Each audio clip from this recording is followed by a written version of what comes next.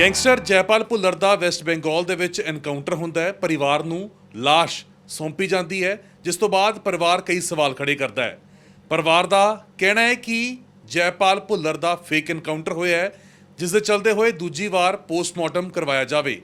ਹਾਲਾਂਕਿ high court ਦੇ ਵਿੱਚ ਪਟੀਸ਼ਨ ਪਾਈ ਜਾਂਦੀ ਹੈ, ਜਿਹੜੀ ਰੱਦ ਹੋ ਜਾਂਦੀ ਹੈ। ਫਿਰ ਸੁਪਰੀਮ ਕੋਰਟ ਦੇ ਵਿੱਚ ਪਰਿਵਾਰ ਜਾਂਦਾ ਹੈ, ਜਿਸ ਤੋਂ ਬਾਅਦ ਦੁਬਾਰਾ ਪੋਸਟਮਾਰਟਮ ਕਰਵਾਉਣ ਦੀ ਮਨਜ਼ੂਰੀ ਮਿਲਦੀ ਹੈ। ਕੱਲ ਪੀਜੀਆਈ ਦੇ ਵਿੱਚ ਜੈਪਾਲ ਦਾ ਦੂਜੀ ਵਾਰੀ ਪੋਸਟਮਾਰਟਮ ਹੋਇਆ ਹੈ।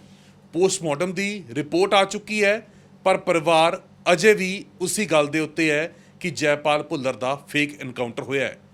ਤਾਂ ਕੀ ਕੁਝ ਤੱਥ ਇਸ ਪੋਸਟਮਾਰਟਮ ਰਿਪੋਰਟ ਦੇ ਵਿੱਚ ਲਿਖੇ ਗਏ ਨੇ, ਕਿਉਂਕਿ 21 ਇੰਜਰੀਜ਼ ਦੱਸੀਆਂ ਗਈਆਂ ਨੇ ਜੈਪਾਲ ਭੁੱਲਰ ਦੇ ਪਾਈਆਂ ਗਈਆਂ ਨੇ। ਸਾਡੇ ਨਾਲ ਜੈਪਾਲ ਭੁੱਲਰ ਉਹਨਾਂ ਦੇ ਵਕੀਲ APS ਰੰਧਾਵਾ ਹੋਣੀ ਮੌਜੂਦ ਨੇ। ਰੰਧਾਵਾ ਸਾਹਿਬ, ਕੀ ਕੁਝ ਤੱਥ ਜਿਹੜੇ ਹੈਗੇ ਨੇ ਹੁਣ ਤੱਕ ਤੁਸੀਂ ਇਸ ਪੋਸਟਮਾਰਟਮ ਰਿਪੋਰਟ ਦੇ ਵਿੱਚੋਂ ਕੱਢੇ ਹੈਗੇ ਨੇ? ਜੇਕਰ ਸਰਲ ਸ਼ਬਦਾਂ ਦੇ ਵਿੱਚ ਅਸੀਂ ਇਸ ਨੂੰ ਸਮਝਣਾ ਚਾਹੀਏ ਤਾਂ ਕੀ ਇਹ ਪੋਸਟਮਾਰਟਮ ਰਿਪੋਰਟ ਇਹ ਦਰਸਾਉਂਦੀ ਹੈ ਕਿ ਇਹ ਫੇਕ ਐਨਕਾਊਂਟਰ ਹੈ?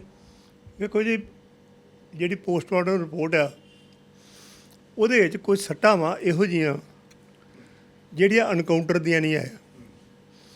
ਹੁਣ ਇਹਦੇ ਵਿੱਚ ਸੱਟਾਂ ਨੇ ਜਿੱਦਾਂ 21 ਦਾ ਹੈਡ ਆ ਗਿਆ ਨਾ, 21 ਬਾਈ ਹੈਡ ਦਾ, ਉਹਦੇ ਵਿੱਚ ਇੱਕ ਹੈਡ ਥੱਲੇ ਮਲਟੀਪਲ ਅਬਰੇਸ਼ਨ ਵਿੱਚ ਝਰੀਟਾਂ ਉਹਦੇ ਪਿੱਛੇ ਵੀ ਝਰੀਟਾਂ, ਬਾਹਾਂ ਦੇ ਵਿੱਚ ਝਰੀਟਾਂ। ਪੋਸਟਮਾਰਟਮ ਰਿਪੋਰਟ ਦੇ ਵਿੱਚ ਹੈ ਵੀ ਇਹ ਝਰੀਟਾਂ ਜੋ ਕੁਛ ਉਹਦੇ ਬਾਡੀ 'ਤੇ ਇੰਜਰੀਜ਼ ਹੈਗੀਆਂ ਨੇ ਜਿਹੜੀਆਂ ਉਹਨਾਂ ਦੀ ਵੱਢ ਕੱਢ ਤੋਂ ਜਿਹੜਾ ਪਹਿਲੇ ਪੋਸਟਮਾਰਟਮ ਹੋਇਆ, ਉਹ ਸੱਟਾਂ ਐਂਟੀ ਮਾਰਟਮ ਹੈ, ਮਰਨ ਤੋਂ ਪਹਿਲੇ ਲੱਗੀਆਂ। ਇੱਕ ਸੱਟ ਹੁੰਦੀ ਜਦੋਂ ਪੋਸਟਮਾਰਟਮ ਹੁੰਦਾ ਨਾ ਜੀ, ਐਂਟੀ ਮਾਰਟਮ ਹੁੰਦੀਆਂ ਵੀ ਜਦੋਂ ਬੰਦਾ ਮਰਿਆ ਨਾ ਉਸ ਤੋਂ ਪਹਿਲਾਂ ਇਹਨੂੰ ਆਹ ਸੱਟ ਲੱਗ ਗਈ। ਹੁਣ ਜਿਹੜੀਆਂ ਇੰਨੀਆਂ ਸੱਟਾਂ ਐਂਟੀ ਮਾਰਟਮ ਹੈਗੀਆਂ ਅਤੇ ਹੈਗੀਆਂ ਡਿਫਰੈਂਟ ਵੈਪਨਸ ਦੀਆਂ, ਰਗੜ ਲਾ ਲਓ, ਕੁਛ ਲਾ ਲਓ, ਕਿੱਦਾਂ ਲੱਗੀ ਅਸੀਂ ਕਹਿੰਦੇ ਇਹਨੂੰ ਇਲੀਗਲ ਕਸਟਡੀ 'ਚ ਲਿਆ। ਉਹਦਾ ਜਵਾਬ ਕੀ ਹੈਗਾ ਜੀ? ਐਨਕਾਊਂਟਰ 'ਤੇ ਗੋਲੀ ਵੱਜ ਗਈ। ਆਹ ਤਾਂ ਹੈ ਨਹੀਂ ਵੀ ਜੈਪਾਲ 'ਤੇ ਜਿਹੜੀਆਂ ਸੱਟਾਂ ਦੂਜੀਆਂ ਹੈਗੀਆਂ ਜਿੱਦਾਂ ਬੋਥ ਦਾ ਬਟਕਸ, ਉਹ 'ਤੇ ਮਲਟੀਪਲ ਅਬਰੇਸ਼ਨ ਜਿਹੜੇ ਹੈਗੇ ਨੇ, ਇਹ ਕਿੱਦਾਂ ਆਏ ਆ? ਹੁਣ ਜਦੋਂ ਬੰਦਾ ਜਿਹੜੀ ਪੋਸਟਮਾਰਟਮ ਰਿਪੋਰਟ ਹੈ ਨਾ, ਇਹਦੇ ਵਿੱਚ ਡਾਕਟਰ ਸਾਹਿਬ ਨੇ ਬਹੁਤ ਡਿਟੇਲ 'ਚ ਲਿਖਿਆ, and this is his opinion. I've read the postmortem report and this is my opinion. On the other side, this is my opinion. ਹੁਣ ਇੱਕ ਉਹਨਾਂ ਕਿਹਾ ਵੀ there is nothing to suggest ਕਿ ਫਿਜ਼ੀਕਲ ਟਾਰਚਰ। ਹੁਣ postmortem ਇੱਕ ਬੰਦਾ ਚਲਿਆ ਆਉਂਦਾ, ਫਿਜ਼ੀਕਲ ਟਾਰਚਰ ਕੀ ਹੈ ਜੀ? ਤੁਸੀਂ ਇੱਕ ਬੰਦੇ ਨੂੰ ਫੜ ਲੈਂਦੇ ਹੋ, ਉਹਨੂੰ ਚਪੇੜਾ ਮਾਰਦੇ, ਚਪੇੜ ਦੀ ਸੱਟ ਕੋਈ ਨਹੀਂ ਹੋਣੀ, ਉਹ ਵੀ ਫਿਜ਼ੀਕਲ ਟਾਰਚਰ ਆ।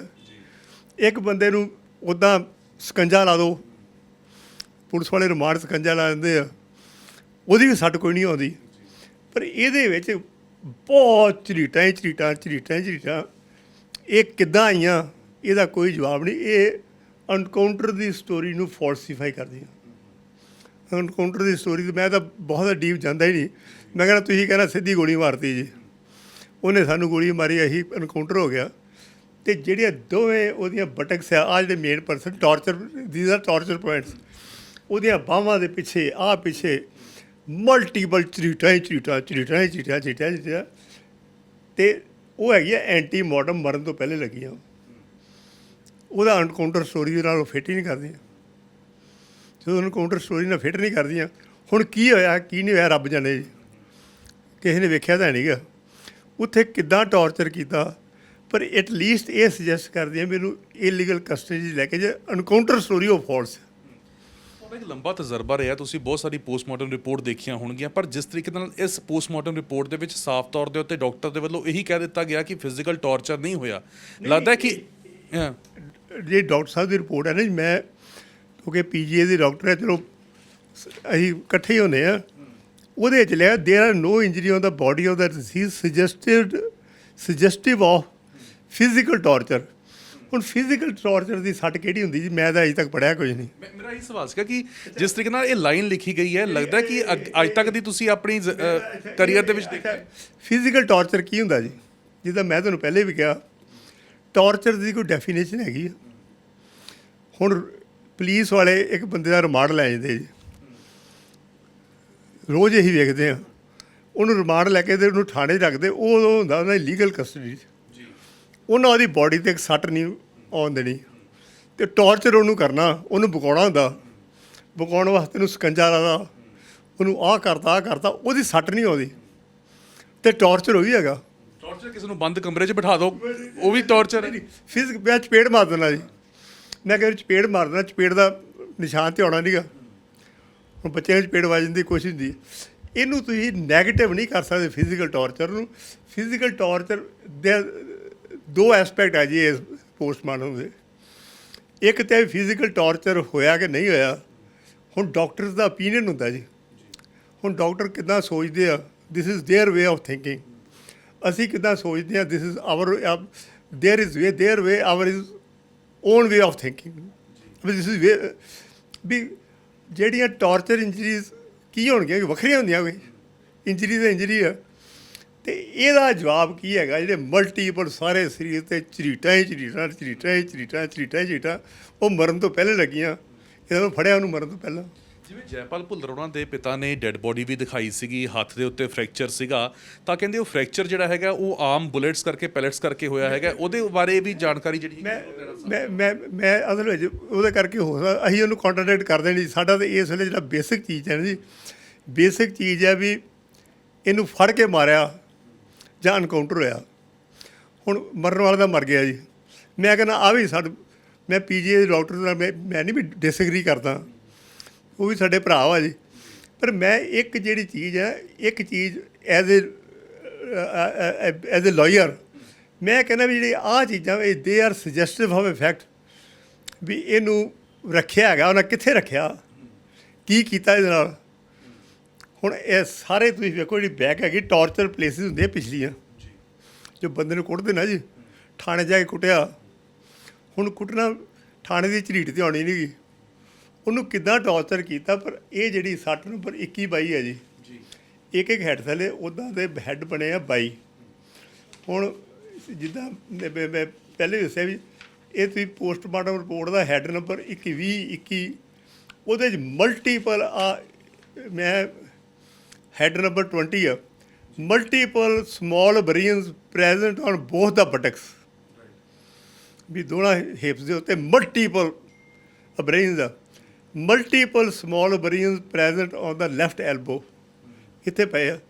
ਫਿਰ ਇੰਜਰੀ ਨੰਬਰ 15-17 ਇਹ ਕੰਟਿਊਜ਼ਨ ਵੀ ਹੈਗੇ, ਜਿੱਦਾਂ ਕੋਈ ਡਾਂਗ ਵੱਜੀ ਆ, ਕੰਟਿਊਜ਼ਨ ਹੁੰਦੀ ਡਾਂਗ ਦੀ ਸਿੱਧੀ ਸੱਟ ਵੱਜਣੀ, ਅਬਰੀਅਨ ਹੁੰਦੀ ਰਗੜੋਂ ਵੱਜਣੀ, ਹੈਗੀਆਂ ਦੋਵੇਂ ਬਲੱਡ ਵੈਪਨ ਇੰਜਰੀਜ਼ ਆ। ਇਹਨੂੰ ਕਿੱਦਾਂ ਟਾਰਚਰ ਕੀਤਾ। ਫਿਰ 60 number 18 multiple small burns present in the area of 7 centimeter into 4 centimeter over the back of right elbow। ਅੱਛਾ ਸੱਟਾਂ ਸਾਰੇ ਆ ਗਈਆਂ। ਹੁਣ ਜਿਹੜੀ ਪੋਸਟਮਾਰਟਮ ਰਿਪੋਰਟ ਡਾਕਟਰ ਸਾਹਿਬ ਨੇ ਲਿਖਿਆ ਉਹਦੇ ਵਿੱਚ ਸਾਰੀਆਂ ਸੱਟਾਂ ਲਿਖ ਕੇ ਹੁਣ ਉੱਥੋਂ ਬੋਡੀ ਇੱਥੇ ਲਿਆਂਦੀ। ਪਰ this is very important opinion of the doctors, all injuries except exploratory injuries ਜਿਹੜੀਆਂ ਉੱਥੇ ਇਹਨਾਂ ਆਰ ਐਂਟੀਮੋਰਟਮ, ਇਹ ਮਰਨ ਤੋਂ ਪਹਿਲੇ ਲੱਗੀਆਂ ਜੀ। ਵਰਡ ਆਪ ਐਡਮਿਟ ਕਰ ਰਹੇ ਹੈਗੇ ਨੇ ਇਸ ਪੋਸਟਮਾਰਟਮ ਰਿਪੋਰਟ ਦੇ ਵਿੱਚ। ਪੋਸਟਮਾਰਟਮ ਨੇ this is opinion of the board of doctor ਵੀ ਐਂਟੀਮੋਰਟਮ ਇੰਜਰੀ ਹੈ।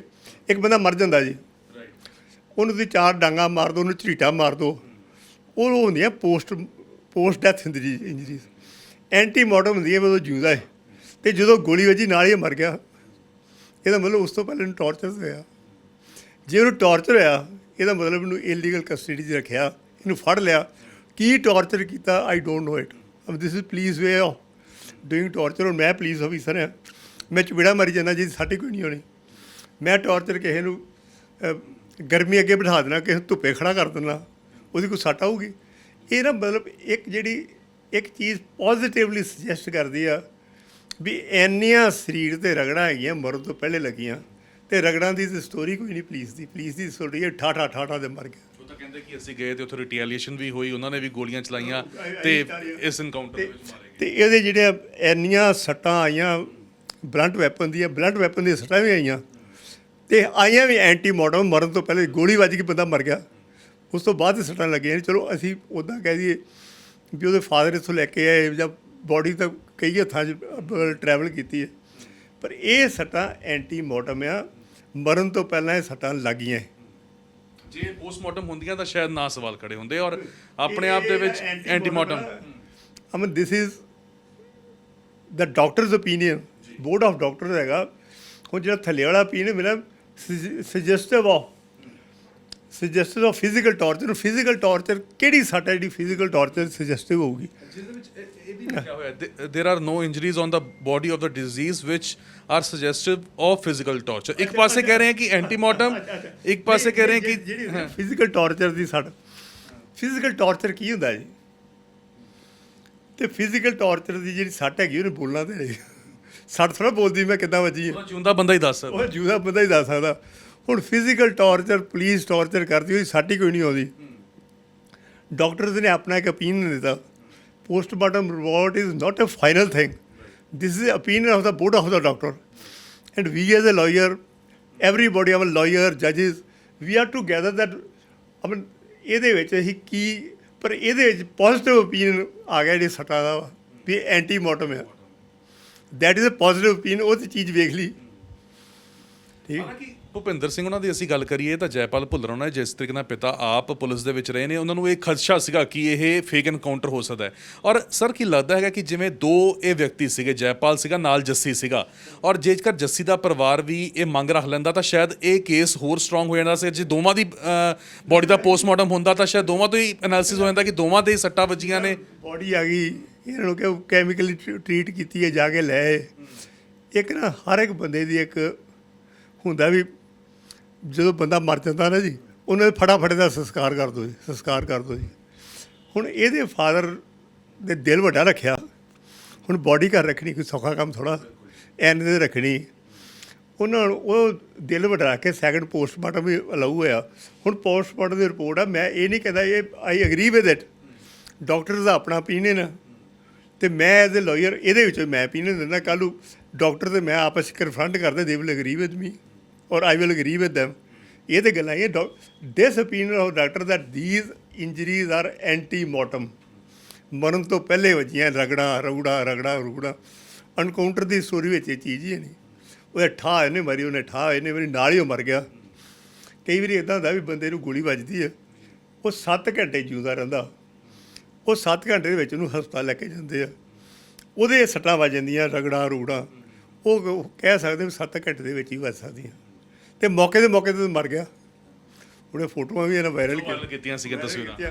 ਉਹਦੇ ਮੌਕੇ 'ਤੇ ਕਮਰੇ 'ਚ ਮਰਿਆ ਪਿਆ ਅਤੇ ਭੱਜਣ ਦਾ ਤਾਂ ਮੌਕਾ ਨਹੀਂ ਗਾ। ਅਤੇ ਆਹ ਜਿਹੜੇ ਮਲਟੀਪਲ ਦੋਵੇਂ ਬੈਗ ਅਤੇ ਇੱਥੇ ਤੁਸੀਂ ਸਾਰਾ ਇਹ ਡੀਪਲੀ ਪੋਸਟਮਾਰਟਮ ਰਿਪੋਰਟ ਸਟੱਡੀ ਕਰੋ ਨਾ।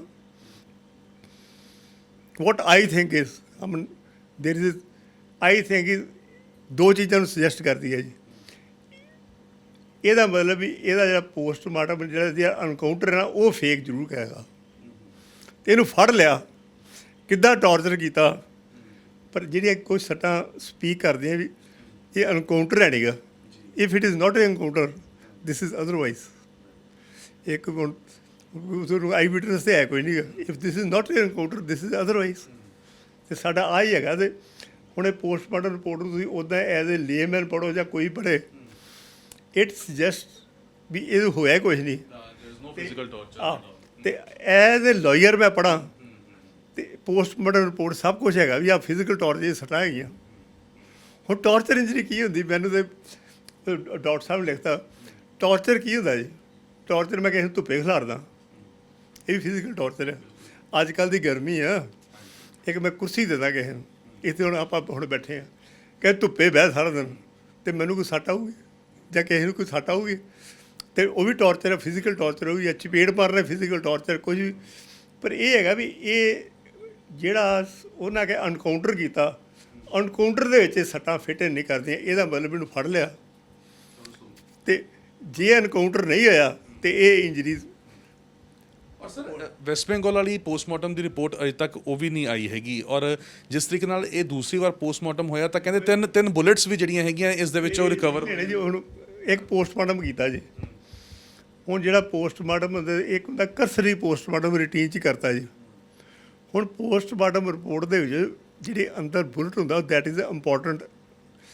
ਜਿਹੜਾ ਬਾਹਰ ਹੁੰਦਾ ਉਹਨੂੰ ਤਾਂ ਫੋਰਨ ਬਾਡੀ ਨੂੰ ਤਾਂ ਰਿਮੂਵ ਕਰਨਾ ਹੀ ਕਰਨਾ, ਉਹਨੂੰ ਸੀਲ ਕਰਦੇ ਆ। ਅਸਲ 'ਚ ਇੱਦਾਂ ਹੁੰਦਾ ਜੋ ਪੋਸਟਮਾਰਟਮ ਕਰਦੇ ਨੇ ਜੀ, ਇਹ ਬੁਲਟ ਵਗੈਰਾ ਜਿਹੜੀ ਫੋਰਨ ਬੋਡੀ ਉਹਨੂੰ ਕੱਢ ਕੇ ਅਸੀਂ ਉਹਨੂੰ ਸੀਲ ਕਰ ਦਿੰਦੇ ਆ। ਹੁਣ ਇੱਥੇ ਵੀ ਪੋਸਟਮਾਰਟਮ ਹੁੰਦੇ ਆ, ਉਹ ਬੁਲਟ ਨੂੰ ਸੀਲ ਕਰ ਦਿੰਦੇ ਆ। ਕੱਲ੍ਹ ਨੂੰ ਬੰਦੇ ਕੋਲ ਪਿਸਤੌਲ ਰਿਕਵਰ ਹੁੰਦਾ ਤੇ ਉਹਨੂੰ ਫਾਇਰ ਕਰਦੇ ਆ ਤੇ ਉਹ ਬੁਲਟ ਵੀ ਬੋਲ ਪੈਂਦਾ ਵੀ ਇਸ ਪਿਸਤੌਲ 'ਚ ਮੈਂ ਫਾਇਰ ਹੋਇਆ। ਫੋਰੈਂਸਿਕ ਸਾਇੰਸ ਆ ਹੀ ਹੈਗਾ। ਤੇ ਉਹਨਾਂ ਕੋਈ ਬੁਲਟ ਨਹੀਂ ਕੱਢਿਆ, ਕੁਛ ਨਹੀਂ ਕੱਢਿਆ, ਇਹਨਾਂ ਕੱਢਿਆ ਜੀ।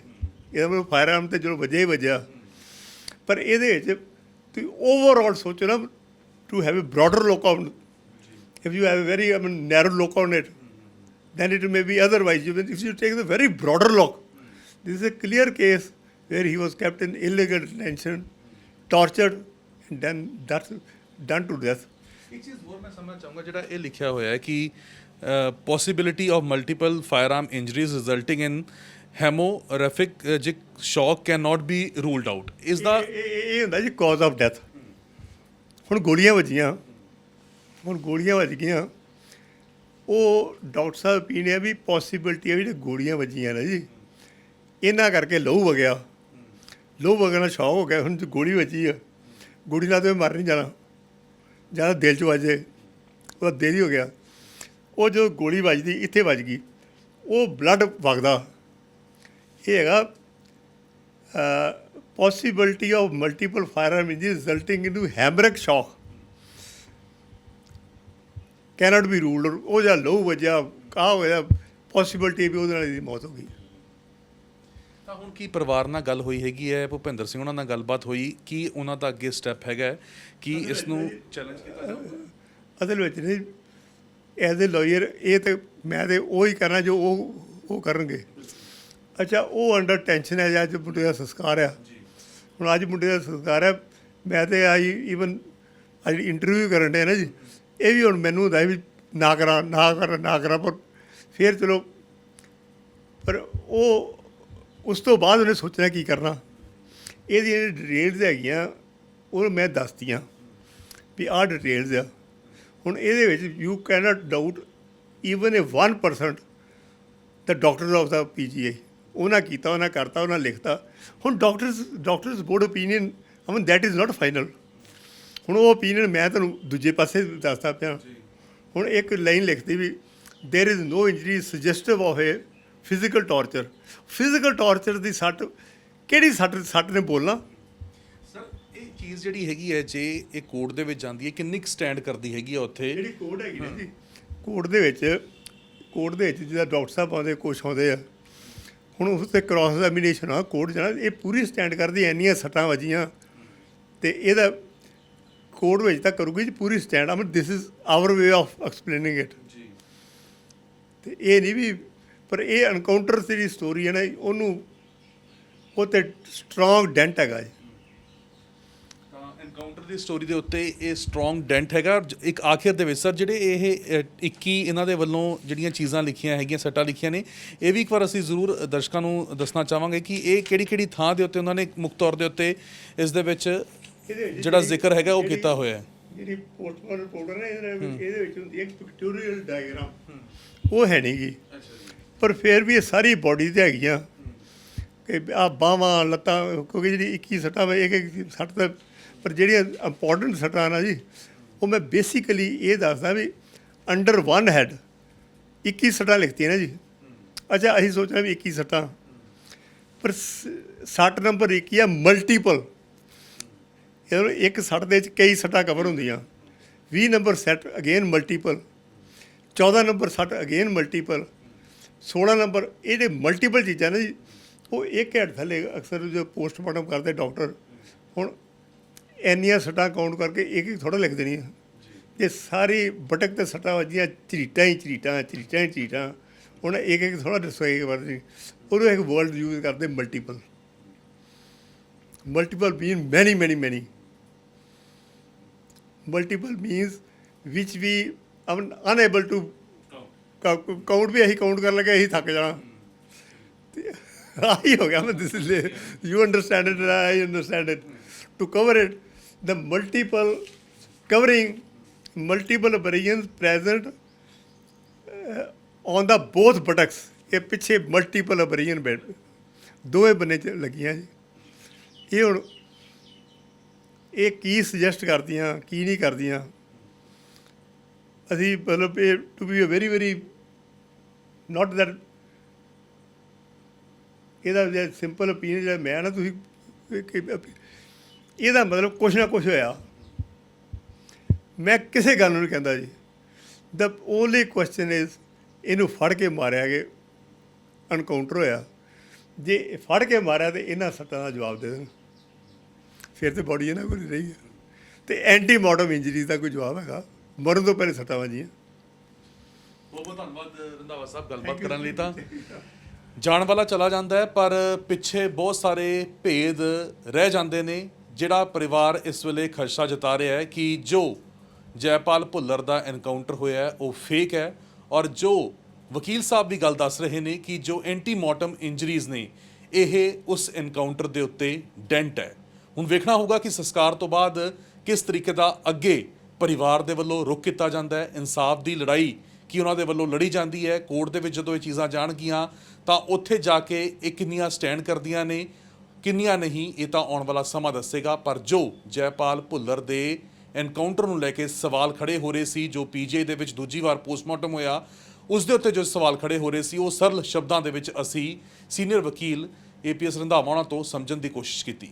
ਕੈਮਰਾਮੈਨ ਬਲਜਿੰਦਰ ਦੇ ਨਾਲ ਗਗਨਦੀਪ ਸਿੰਘ, TV ਪੰਜਾਬ, ਚੰਡੀਗੜ੍ਹ। ਸਤਿ ਸ਼੍ਰੀ ਅਕਾਲ ਜੀ, ਮੈਂ ਨਿਰਮਲ ਮਾਨ ਊੜਾ ਟੈਕਸ ਸੈਟਲਮੈਂਟ ਤੋਂ। ਇਹ ਤੁਸੀਂ ਵੀਡੀਓ ਦੇਖ ਰਹੇ ਸੀ TV ਪੰਜਾਬ ਦੇ ਉੱਤੇ। ਇਹੋ ਜਿਹੇ ਹੋਰ ਜਾਣਕਾਰੀ ਭਰਪੂਰ ਵੀਡੀਓ ਦੇਖਣ ਵਾਸਤੇ TV ਪੰਜਾਬ ਦੇ ਚੈਨਲ ਨੂੰ ਸਬਸਕ੍ਰਾਈਬ ਕਰੋ ਤੇ ਨਾਲ ਹੇਠ ਦਿੱਤੇ ਹੋਏ ਬੈਲ ਆਈਕਨ ਦੇ ਬਟਨ ਦਬਾਓ। ਸਤਿ ਸ਼੍ਰੀ ਅਕਾਲ।